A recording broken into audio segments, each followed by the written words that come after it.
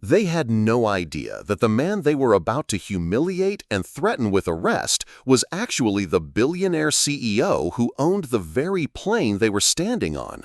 But what happened next exposed the shocking truth about airline discrimination that will leave you absolutely speechless.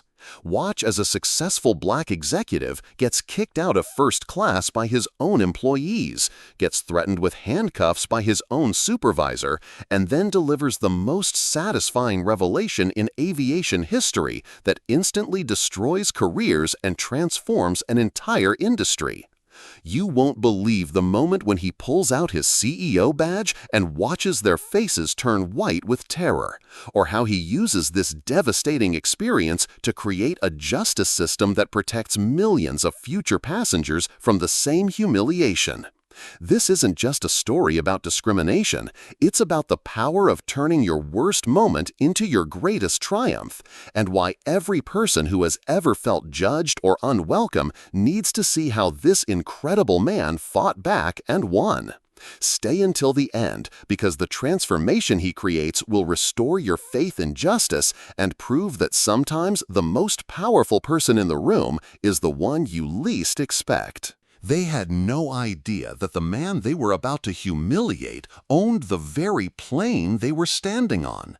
But what happened next would change everything and expose a shocking truth that airlines don't want you to know.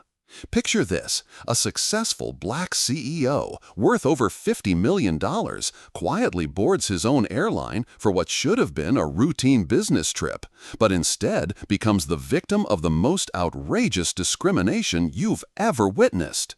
This is the true story of Marcus Williams, and by the end of this video, you'll understand why this single flight changed the entire aviation industry forever. Marcus Williams wasn't your typical airline CEO. 20 years ago, he was loading luggage in the freezing cold at Chicago O'Hare Airport, dreaming of something bigger while watching planes take off into the night sky. His hands were rough from years of manual labor, his back ached from lifting heavy bags, but his mind was sharp and his determination unbreakable. He studied business management during his lunch breaks, saved every penny he earned, and slowly climbed his way up through the ranks of the aviation industry. From baggage handler to ground crew supervisor, from operations manager to regional director, Marcus fought for every promotion while facing obstacles that his white colleagues never had to overcome.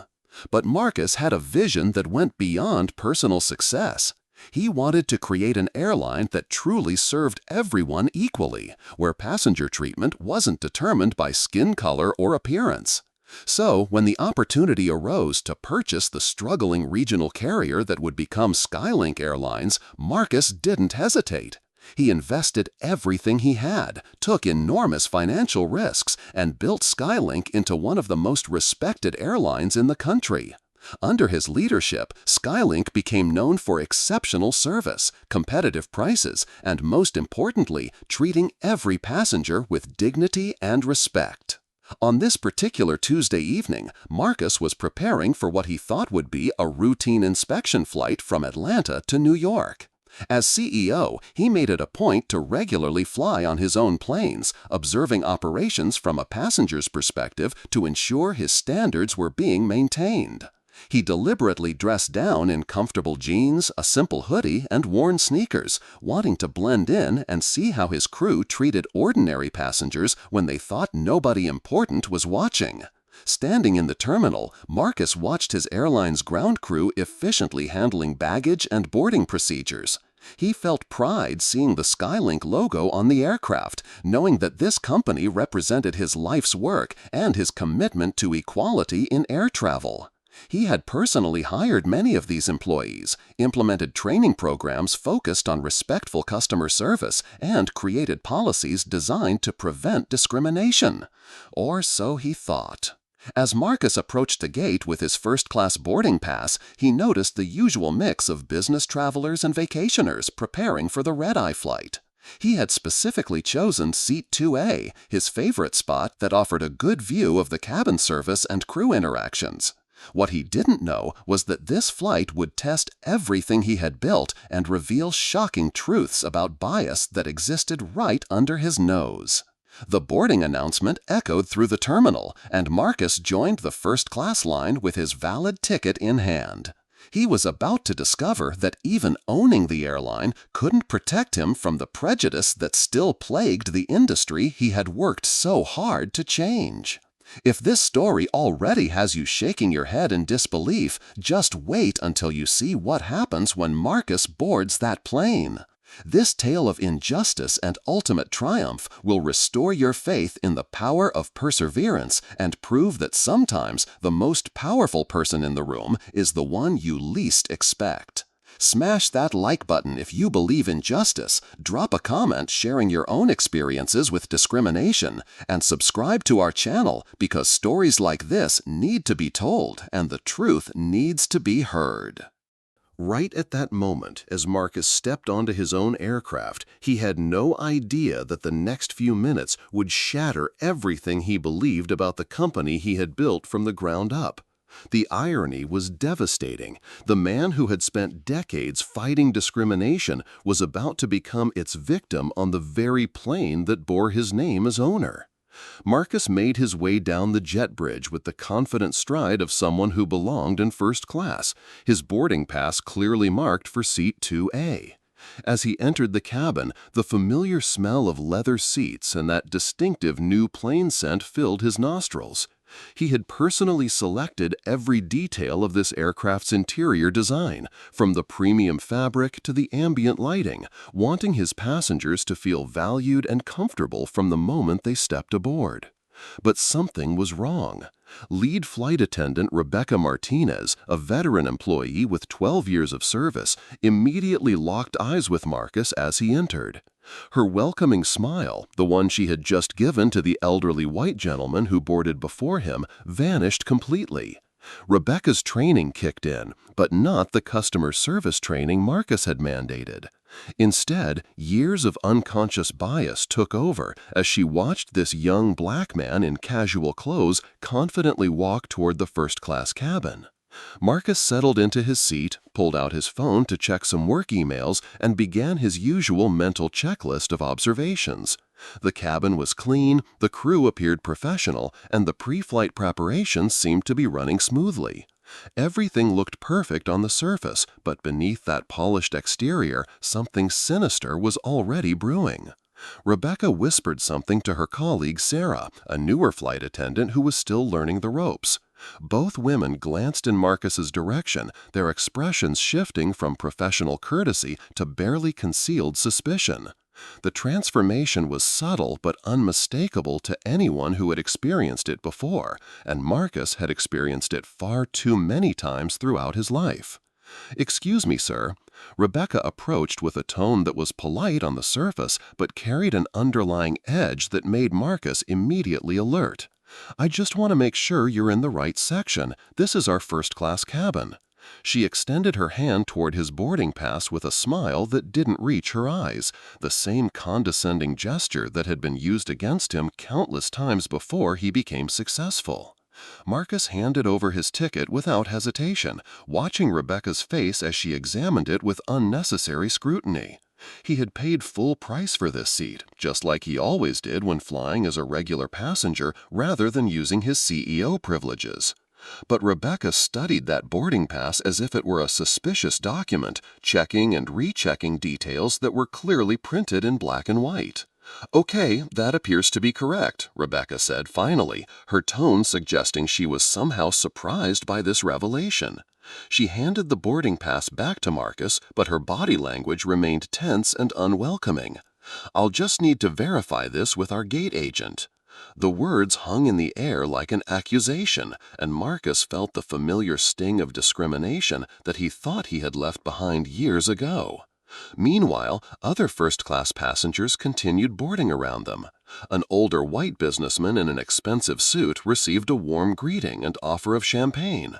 A young white woman in designer clothes was helped with her carry-on bag and asked about her comfort preferences. But Marcus sat in his seat, watching his own employees treat him like a potential threat rather than a valued customer. The most heartbreaking part wasn't just the discrimination itself, but the realization that despite all his efforts, despite all the policies and training programs he had implemented, prejudice had found its way into the very company he had built to combat it. But the tragedy had not stopped yet, and what happened next would prove that sometimes the cruelest betrayals come from the very people you trust most. As Marcus sat in his seat, trying to process the cold treatment he had just received from his own employee, he had no idea that the worst was yet to come, and that his faith in humanity was about to be tested in ways he never imagined possible. The aircraft continued boarding, and Marcus watched as Rebecca made her way to the galley where she huddled with two other flight attendants. Their whispered conversation was punctuated by glances in his direction, and Marcus could see the concern and suspicion written across their faces. These were people he had hired, people whose paychecks he signed, people who worked for a company built on the foundation of equal treatment and respect. Yet here they were, treating him like a criminal simply because of the color of his skin. Then came the moment that would change everything. A middle-aged white passenger in seat 1C, a woman wearing expensive jewelry and designer clothes, approached Rebecca with a look of manufactured concern. "Excuse me," she said in a voice loud enough for half the cabin to hear, "but I'm not comfortable with that man sitting so close to me. He doesn't look like he belongs in first class, and frankly, he's making me nervous." Marcus felt his heart sink as he heard those words. Here was a passenger, someone who had never met him, never spoken to him, making judgments based solely on his appearance. But what hurt even more was watching Rebecca's reaction. Instead of defending him or explaining that he was a paying customer with a valid ticket, Rebecca nodded sympathetically and promised to look into the situation. The woman's complaint was like a match thrown into gasoline. Within minutes, other passengers began expressing similar concerns. A businessman in seat 2D mentioned that he didn't feel safe. An elderly couple in row 3 whispered about how standards had fallen. Each complaint built upon the last, creating a chorus of prejudice that echoed through the first-class cabin. Marcus remained calm on the surface, but inside his mind was racing. He had spent his entire career fighting against exactly this kind of discrimination. He had implemented policies, conducted training sessions, and created a company culture that was supposed to value diversity and inclusion.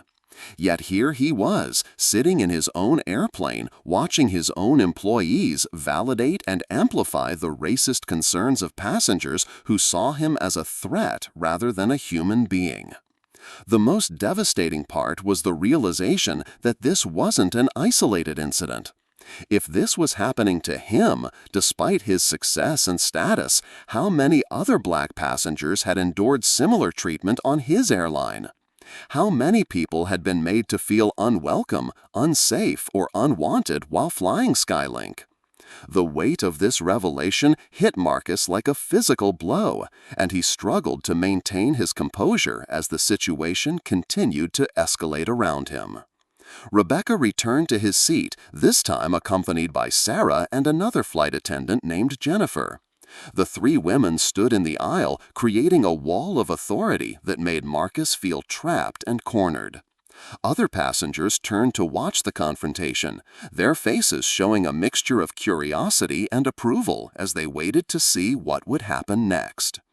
"Sir," Rebecca began, her voice now carrying the full weight of authority, "we've received several complaints from other passengers about your presence in first class. For the comfort and safety of everyone on board, we're going to need to ask you to move to an available seat in our economy section." The words hung in the air like a death sentence, and Marcus felt the familiar sting of injustice that he thought he had left behind forever. No one expected what happened next would push Marcus to his absolute breaking point, as the very people he had lifted up and given opportunities to were now treating him like a second-class citizen on his own aircraft. The irony was so thick you could cut it with a knife, but the pain Marcus felt was all too real as he watched his life's work crumble before his eyes. Marcus looked up at the 3 flight attendants standing over him, their faces stern and unwavering. For a moment, time seemed to stop as he processed what was happening. Here he was, the man who had created jobs for thousands of people, who had built an airline from nothing, being told he didn't belong in the seat he had paid for on the plane he owned. The absurdity of the situation would have been laughable if it weren't so heartbreaking. "I'm sorry, but I'm not moving," Marcus said calmly, his voice steady despite the storm of emotions raging inside him. "I paid for this seat. I have a valid boarding pass, and I haven't done anything wrong. I'd like to know exactly what complaints you've received and what specific behavior I've exhibited that warrants this treatment."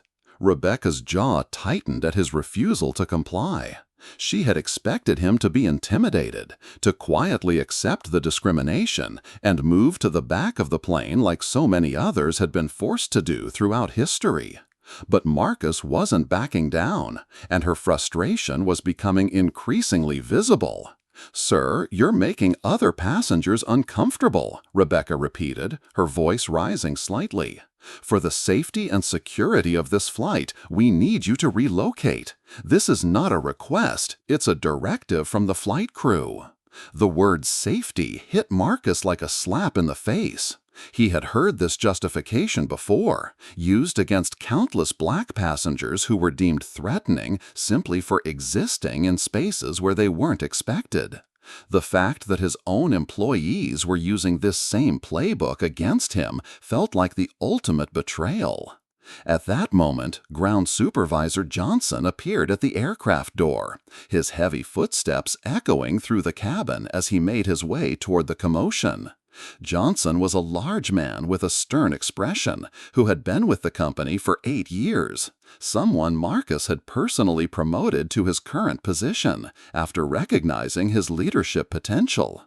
Now that same man was walking toward him with the clear intention of removing him from his own airplane. "What seems to be the problem here?" Johnson asked, though his tone suggested he had already made up his mind about the situation. His eyes barely glanced at Marcus before focusing on Rebecca, immediately establishing where his loyalties lay. "This passenger is refusing to move to economy after multiple complaints from other first-class passengers," Rebecca explained, her voice taking on a victimized tone as if Marcus were the aggressor in this situation. "He's being uncooperative and creating a disturbance." Johnson turned to Marcus with the kind of look that said he was done with pleasantries. "Sir, I'm going to need you to gather your belongings and move to the economy section immediately. If you refuse, I'll have no choice but to call airport security and have you removed from this aircraft entirely." Marcus felt his phone buzzing in his pocket and realized he had been unconsciously recording the entire conversation. The evidence was mounting, but so was his anger. Here was Johnson, a man whose career Marcus had personally advanced, threatening to have him arrested on his own property. "Let me make sure I understand this correctly," Marcus said, his voice remaining calm but carrying an edge that made several passengers lean forward to listen. "You're telling me that I need to move from the seat I purchased on the airline He paused, letting the tension build. "On the airline where I have every right to be because other passengers don't like the way I look?" Johnson's face reddened with anger. "Sir, this is my aircraft, and what I say goes. You can move voluntarily, or you can be escorted off in handcuffs. The choice is yours." The entire first-class cabin had gone silent, everyone watching this confrontation unfold with rapt attention. Some passengers were pulling out their phones to record, sensing that something significant was happening. Marcus could feel the weight of history pressing down on him, the echoes of every civil rights struggle that had come before this moment. If you're feeling your blood boil right now, you're not alone. This kind of discrimination still happens every single day, and it's time we shine a light on these injustices. Hit that like button if you believe every person deserves to be treated with dignity and respect. Drop a comment sharing your thoughts on this outrageous situation. And subscribe to our channel, because what happens next will restore your faith in justice and prove that sometimes the truth is more powerful than prejudice.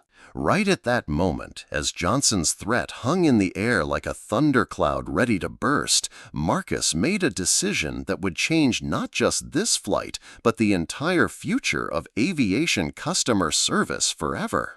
What nobody in that cabin could have possibly imagined was that they were about to witness one of the most shocking reversals of power in airline history, and the man they had been treating like a criminal was about to reveal a truth so stunning that it would leave everyone speechless. Marcus slowly stood up from his seat, his movements deliberate and controlled. The entire first-class cabin watched in anticipation, some passengers smirking with satisfaction, thinking they were about to see this troublemaker finally removed from their exclusive space. Johnson crossed his arms, confident in his authority, while Rebecca and her crew stood ready to assist in what they believed would be Marcus's humiliating escort off the aircraft. But instead of gathering his belongings to leave, Marcus reached into his leather messenger bag with the calm precision of a man who held all the cards. The silence in the cabin was deafening, broken only by the gentle hum of the aircraft's air conditioning system and the distant sounds of ground crew preparing for departure. Every eye was fixed on Marcus as he slowly withdrew a small leather wallet, the kind that business executives carry to hold their most important credentials. "You know what, Johnson?" Marcus said, his voice carrying a strange calmness that made several people lean forward in their seats. "You're absolutely right about one thing. This is your aircraft to manage." He paused, allowing the tension to build as he opened the wallet with methodical precision. "But I think there might be some confusion about exactly whose aircraft this really is." Johnson's confident expression began to falter as he watched Marcus extract a business card and an official company identification badge. Something about the man's demeanor had shifted completely, transforming from defensive passenger to someone who clearly held authority that went far beyond a first-class ticket. Marcus held up his identification badge first, the official Skylink Airlines logo gleaming under the cabin lights. The badge was different from the standard employee IDs that the crew wore. This one was executive level, with special security clearances and access codes that only the highest levels of management possessed. But it was what Marcus said next that sent shockwaves through the entire cabin. "My name is Marcus Williams," he announced, his voice now carrying the full weight of his authority. "And I am the Chief Executive Officer and majority owner of Skylink Airlines." The words dropped like bombs in the silence of the cabin, each syllable landing with devastating impact on the crew members who had been so eager to remove him just moments before. Rebecca's face went completely white as the blood drained from her cheeks. Her hands began to tremble as the full magnitude of what had just happened hit her like a freight train. She had not only discriminated against a passenger, but she had discriminated against the man who signed her paychecks, the person who had personally approved her hiring, the leader of the company she claimed to represent with pride. Johnson's reaction was even more dramatic. His mouth fell open in shock, his eyes widening with the kind of terror that comes from realizing you've made a career-ending mistake. The confident supervisor who had just threatened to have Marcus arrested was now staring at the man who had the power to not only fire him, but potentially blacklist him from the entire aviation industry. "That's impossible," Johnson stammered, his voice barely above a whisper. "You can't be.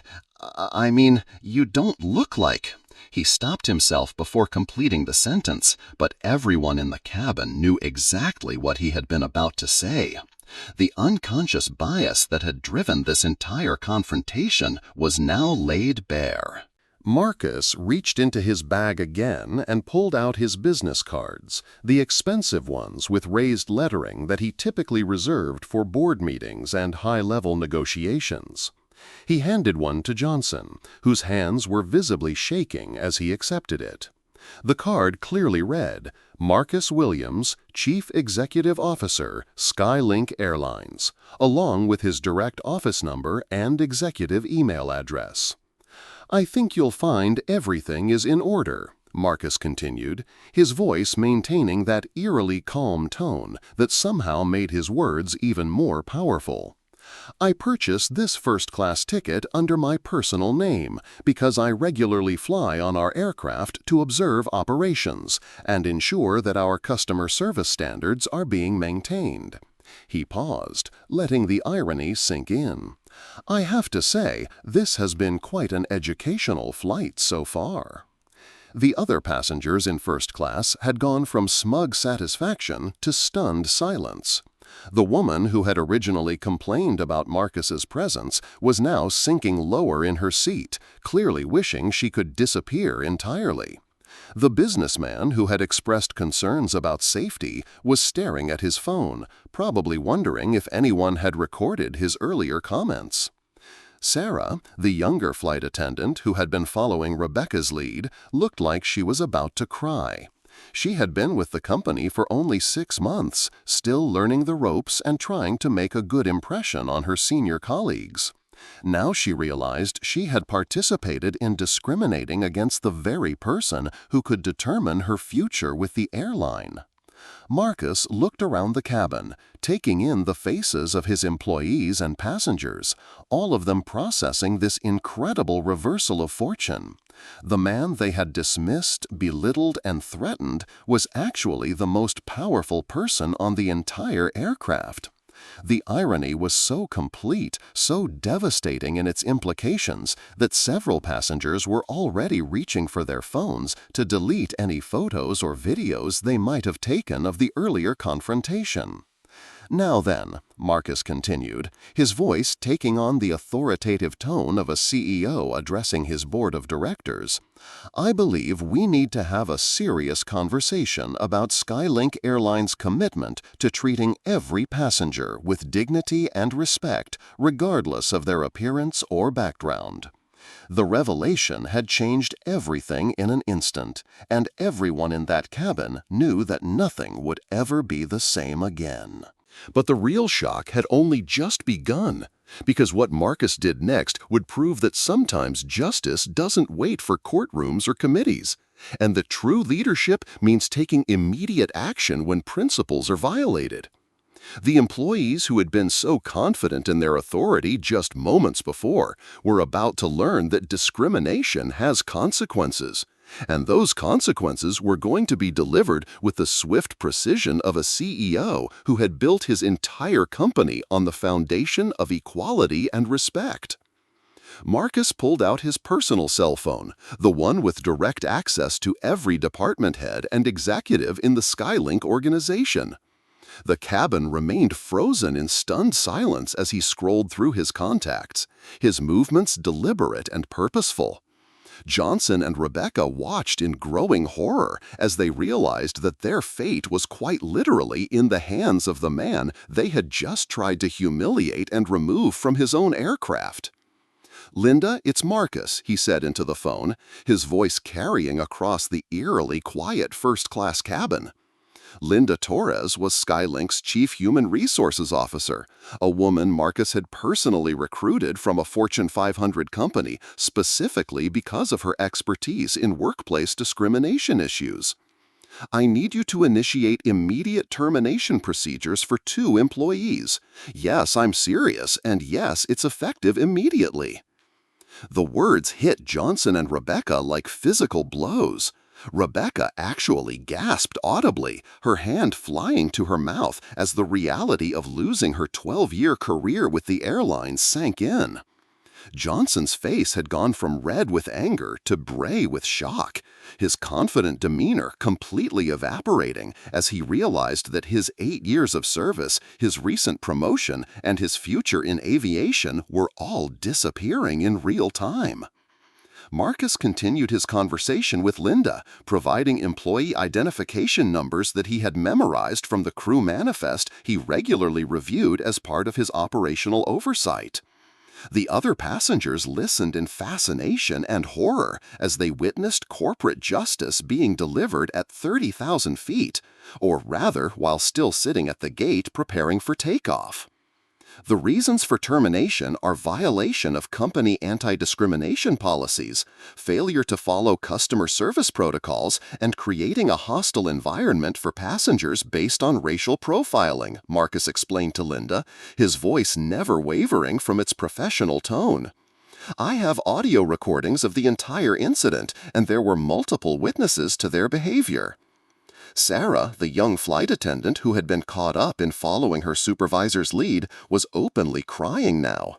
She approached Marcus with trembling hands and tear-filled eyes, clearly terrified that her career was about to end before it had really begun. "Mr. Williams, I'm so sorry," she whispered, her voice barely audible. "I was just following orders. I didn't know what to do." Marcus looked at Sarah for a long moment, studying her face and recognizing genuine remorse rather than the fear of consequences he saw in her colleagues. "Sarah, you've been with us for 6 months, correct?" When she nodded, he continued, "You're going to report directly to my office next Monday for a comprehensive review of our anti-discrimination policies and customer service standards. Consider this your one and only opportunity to learn from this mistake." The relief that washed over Sarah's face was palpable, but it only served to highlight the devastating reality facing Johnson and Rebecca. They had crossed a line that Marcus would not tolerate, and their years of service meant nothing in the face of their blatant discrimination against a paying passenger. Marcus then made a second phone call, this one to the airport security office. "This is Marcus Williams, CEO of Skylink Airlines. I need you to pull all security camera footage from Gate 17 and aircraft tail number November 747 Lima from the past hour. Yes, I'll wait while you verify my identity." He provided his executive authorization codes, the same ones that granted him access to every aspect of airport operations. While waiting for confirmation, Marcus addressed the passengers who had participated in the discrimination.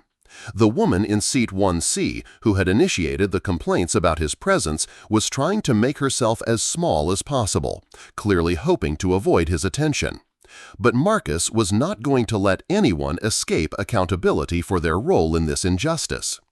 "Ma'am," he said, turning to face the woman directly, "I want you to understand something very important. Your complaint about my presence in first class was not based on any behavior or action on my part. It was based solely on your prejudicial assumptions about what a first-class passenger should look like." His words were measured and calm, but they carried the weight of decades of experiencing similar discrimination.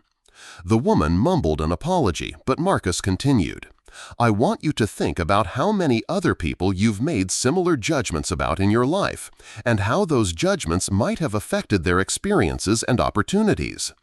Meanwhile, the phone conversation with security had confirmed what Marcus already knew. Everything had been recorded. The discrimination, the escalation, the threats of removal, all of it was captured on multiple camera angles and audio recordings that would serve as undeniable evidence of what had transpired. Johnson made one last desperate attempt to save his career. "Mr. Williams, sir, I had no idea who you were. If I had known—" But Marcus cut him off with a raised hand. "That's exactly the problem, Johnson. Your treatment of me should not have depended on who I was or what position I held. Every passenger deserves the same respect and dignity, whether they're a CEO or a college student flying home for the holidays." Marcus's voice carried the pain of every person who had ever been discriminated against simply for existing in spaces where they weren't expected. The termination process was swift and thorough, conducted with the efficiency of a company that took discrimination seriously when it was finally exposed at the highest levels. Right at that moment, as the immediate consequences settled over the cabin like a thunderstorm clearing the air, Marcus realized that firing 2 employees was just the beginning of what needed to be a complete transformation of his airline's culture. What happened next would prove that true leadership isn't about punishment alone, but about creating lasting change that ensures such injustices never happen again.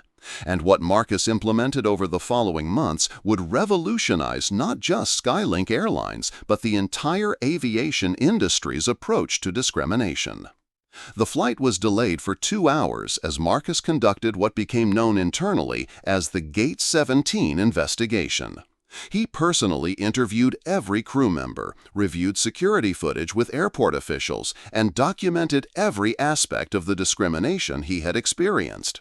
But more importantly, he used those 2 hours to begin implementing immediate changes that would transform Skylink's operations from the ground up. Marcus's first call was to Dr. Amelia Richardson, one of the nation's leading experts on unconscious bias and workplace discrimination.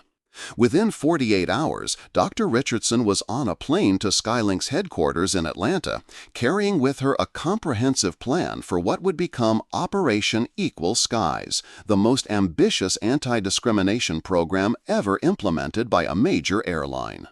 The program began with mandatory bias recognition training for every single Skylink employee, from baggage handlers to senior executives.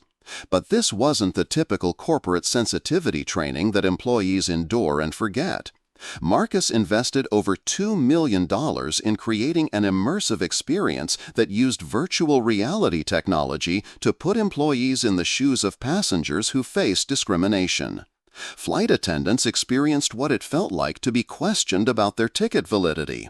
Gate agents felt the humiliation of being treated as suspects rather than customers. The impact was profound and immediate. Within the first month of Operation Equal Skies, Marcus had also implemented an artificial intelligence monitoring system that analyzed passenger interactions for signs of discriminatory treatment. The AI system, developed in partnership with a Silicon Valley tech company, tracked everything from response times to tone of voice when crew members interacted with passengers of different races and backgrounds. The data was sobering. It revealed patterns of bias that had been invisible to management but devastatingly real for affected passengers. The story of Marcus's experience went viral within days, not because Skylink promoted it, but because passengers on that flight shared their recordings and testimonies on social media. The video of Johnson threatening to have Marcus arrested on his own airplane garnered over 15 million views in the first week alone. But rather than trying to control the narrative or minimize the damage, Marcus did something unprecedented. He embraced the exposure and used it as a catalyst for industry-wide change. Marcus appeared on major news programs from CNN to 60 Minutes, sharing his story and challenging other airline executives to examine their own company's practices. "This didn't happen because I hired bad people," he explained to Anderson Cooper during a primetime interview. "This happened because good people were operating within systems that allowed unconscious bias to flourish unchecked. The solution isn't just to fire the individuals involved, it's to fix the systems that created the problem in the first place." The impact extended far beyond Skylink's operations. Within 6 months, 3 major airlines had contacted Marcus requesting consultation on implementing similar anti-discrimination programs. The Department of Transportation launched a comprehensive investigation into discriminatory practices across the aviation industry, using Skylink's Operation Equal Skies as a model for regulatory standards. Rebecca Martinez and Ground Supervisor Johnson became cautionary tales within the industry, their terminations serving as a stark reminder that discrimination would no longer be tolerated or overlooked. But Marcus also used their cases as teaching moments, sharing their stories in training sessions to illustrate how unconscious bias could derail careers and lives when left unchecked. The most powerful aspect of the transformation was the creation of the Dignity Assurance Program, which gave passengers multiple channels to report discriminatory treatment in real time. Passengers could use a smartphone app to immediately alert Skylink management to problematic interactions, triggering immediate intervention and investigation. The program also included passenger advocates, specially trained employees whose sole job was to ensure fair treatment for all travelers. Marcus partnered with civil rights organizations, including the NAACP and the Anti-Defamation League, to create ongoing oversight of Skylink's practices. Quarterly reviews ensured that the changes weren't just cosmetic corporate gestures, but meaningful transformations that created lasting cultural change. The financial investment was enormous, over $8 million in the first year alone, but the results were undeniable. Discrimination complaints dropped by 89% within 6 months. Customer satisfaction scores reached all-time highs. Most importantly, Skylink became the preferred airline for travelers who had previously felt unwelcome or unsafe flying with other carriers.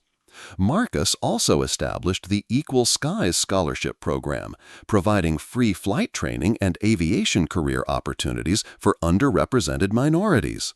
The program created pathways for people who looked like Marcus to move from the ground crew to the cockpit, ensuring that diversity wasn't just a policy statement but a lived reality throughout the organization. The transformation of Skylink Airlines became a Harvard Business School case study, taught in corporate leadership programs around the world, as an example of how companies can turn crisis into opportunity while creating meaningful social change. But perhaps the most meaningful change was the culture shift within Skylink itself, where employees now competed to provide exceptional service to every passenger, knowing that discrimination wasn't just morally wrong, but professionally suicidal in Marcus's new airline culture. But the true test of lasting change would come 6 months later when Marcus decided to take the exact same flight route under the exact same circumstances, proving that real transformation isn't measured in policies and procedures, but in the lived experiences of every passenger who steps aboard an aircraft. What he discovered on that return journey would validate everything he had fought for and demonstrate that sometimes the most powerful revolutions happen one interaction at a time, one moment of dignity restored, one prejudice overcome. It was a crisp Tuesday morning in March when Marcus once again found himself at Atlanta's Hartsfield-Jackson International Airport, preparing to board the same red-eye flight to New York that had changed his life and his company forever. He deliberately wore the same casual outfit, jeans, hoodie, and worn sneakers, wanting to see if the transformation he had implemented was real or merely superficial. As he approached Gate 17, the same gate where his discrimination ordeal had begun, Marcus felt a mixture of anticipation and anxiety that reminded him why this journey was so important. The boarding process began, and Marcus joined the first-class line with his ticket in hand. But this time, something was fundamentally different. The gate agent, a young black woman named Keisha, greeted every passenger with genuine warmth and professionalism.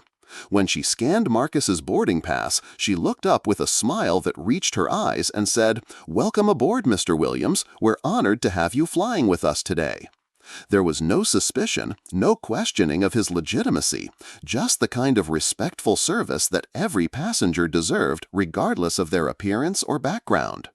As Marcus boarded the aircraft, he was greeted by flight attendant Michael Chen, one of the new hires who had gone through the enhanced Operation Equal Skies training program. Michael's welcome was warm and professional, offering assistance with Marcus's carry-on bag and asking about his comfort preferences, just as he did for every first-class passenger. The contrast with his previous experience was so stark that Marcus felt emotion welling up in his chest as he realized how profoundly things had changed. Settling into seat 2A, the same seat where his ordeal had begun, Marcus observed the crew's interactions with other passengers. A young Latino woman in business attire received the same attentive service as an elderly white gentleman. A Muslim family was welcomed aboard with respect and courtesy. Their children's excited chatter about their first flight met with patience and kindness from the crew. Every passenger, regardless of race, age, religion, or appearance, was treated with the dignity that Marcus had envisioned when he first founded Skylink Airlines. The most powerful moment came when Marcus witnessed an interaction between the crew and a young black college student who was flying first class, probably on his first business trip or perhaps treating himself with graduation money. The student seemed nervous and uncertain, clearly feeling out of place in the luxury cabin. Instead of viewing his discomfort with suspicion, flight attendant Sarah Martinez, the same Sarah who had been caught up in Marcus's discrimination 6 months earlier, approached the young man with genuine care and kindness. "Is this your first time flying first class?" Sarah asked gently, and when the student nodded shyly, she spent several minutes explaining the amenities and making sure he felt welcome and comfortable. "We want you to enjoy every moment of this experience," she told him, and Marcus could see that her words came from a place of authentic caring rather than scripted customer service. Sarah had learned from her mistake and transformed it into genuine empathy for passengers who might feel vulnerable or out of place. Marcus pulled out his phone and opened the Skylink passenger app, navigating to the feedback section where he could anonymously rate his experience. But as he scrolled through recent reviews, he was struck by comment after comment from passengers of all backgrounds praising the airline's inclusive culture and respectful treatment. "Finally, an airline where I don't feel like I'm being judged," wrote one reviewer. "Skylink treats every passenger like they matter," said another. The transformation wasn't just policy deep, it had fundamentally changed how people experienced air travel. During the flight, Marcus struck up a conversation with a fellow passenger, an older white businessman who had no idea he was talking to the airline's CEO. The man mentioned how much he appreciated Skylink's culture and commitment to treating everyone fairly. "You know," the businessman said, "I used to fly with other airlines, but after seeing how they treat certain passengers, I switched to Skylink exclusively. It says something about a company when they put human dignity above everything else." As the plane began its descent into New York, Marcus reflected on the journey. Not just this flight, but the incredible transformation that had occurred over the past 6 months. The statistics were impressive. Discrimination complaints down 89%, customer satisfaction at an all-time high, and employee retention rates that were the envy of the industry. But the real measure of success wasn't in numbers or percentages. It was in moments like these, when every passenger could travel with dignity and respect. Marcus thought about the ripple effects of that terrible day 6 months ago. Rebecca Martinez had eventually found work with a smaller regional airline, but only after completing an intensive bias awareness program and demonstrating genuine commitment to change. Johnson had struggled more, his termination becoming widely known in aviation circles, serving as a cautionary tale about the consequences of discrimination. Their stories had become powerful teaching tools, showing other airline employees that prejudice wasn't just morally wrong, but professionally devastating. But the most meaningful transformation was in the hundreds of Skylink employees who had embraced the new culture with enthusiasm and pride. Flight attendants spoke passionately about working for a company that valued equality. Gate agents took pride in treating every passenger as a VIP. Even baggage handlers and ground crew understood that they were part of something bigger than just moving luggage. They were creating experiences that could restore faith in human dignity. As the plane touched down at JFK Airport, Marcus felt a profound sense of completion. The young man he had once been, loading bags in the cold Chicago winter and dreaming of something better, could never have imagined that his worst experience would become the catalyst for his greatest achievement. Sometimes the most painful moments in our lives become the foundation for the most meaningful changes we can create. The discrimination he had faced on his own aircraft had revealed uncomfortable truths about unconscious bias and systemic prejudice, but it had also demonstrated the power of leadership to create lasting transformation. Marcus had turned his personal pain into institutional change, his individual experience into industry-wide reform, and his moment of humiliation into a movement for dignity that would benefit countless future passengers. This story isn't just about one CEO's experience with discrimination. It's about the power each of us has to demand better, to create change, and to ensure that dignity and respect aren't luxuries reserved for the privileged few, but fundamental rights that belong to every human being.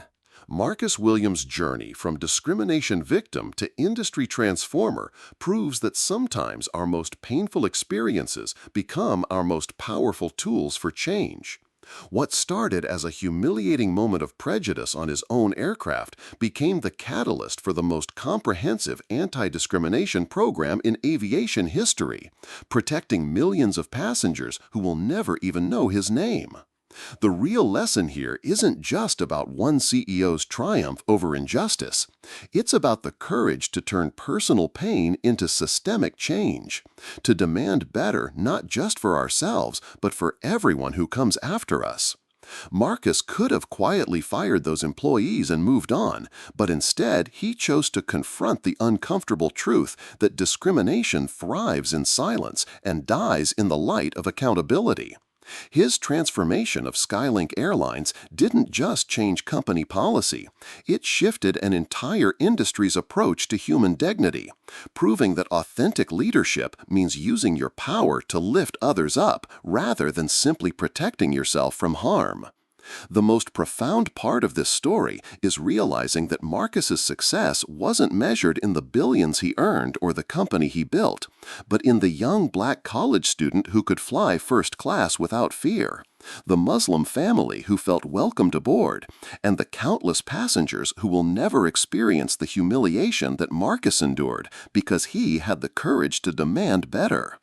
Every time you board an airplane, remember that the respect and dignity you receive didn't happen by accident.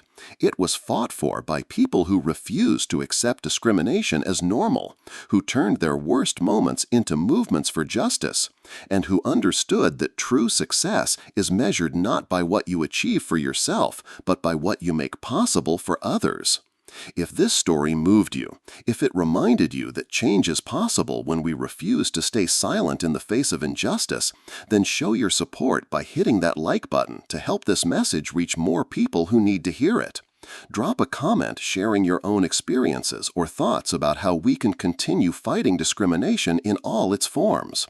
And make sure to subscribe to our channel and hit that notification bell, because we're committed to bringing you more stories of courage, justice, and transformation that prove humanity's capacity to overcome prejudice and create a more equal world. Together, we can ensure that dignity and respect aren't privileges for the few, but rights that belong to everyone.